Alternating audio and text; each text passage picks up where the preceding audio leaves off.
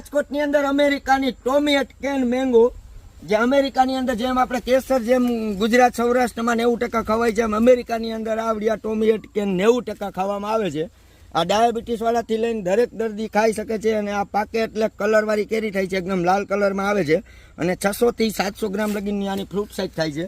અને ડાયાબિટીસ વાળાથી લઈને અને કેન્સર રોગ પ્રતિકારક શક્તિ પણ આની અંદર સારી એવી છે. અને આ પણ એક બેસ્ટ વેરાયટી છે બાગબાની કરવા માટે.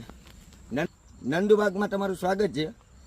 આ છે આપણી પાસે ટોમેટ કેન મેંગો છે, જે અમેરિકાની અંદર 90% ટોમેટ કેન ખાવામાં આવે છે. અને આ કેરીની શેલ્ફ લાઈફ પણ 15-20 દિવસની છે. અને આનો TSS પણ 18 થી 20ની અંદર TSS છે.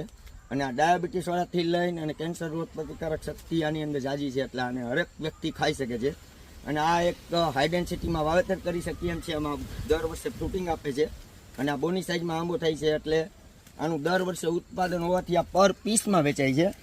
અને આ 600 થી 800 ગ્રામની આજુબાજુ આનું ફ્રૂટ સાઈઝ થાય છે, એટલે આ બેસ્ટ વેરાયટી છે. અને આ ટેરેસ ગાર્ડનમાં પણ આપણે વાવી અને અમેરિકાવાળા જે કેરી ખાય છે તે આપણે ખાઈ શકીએ છીએ.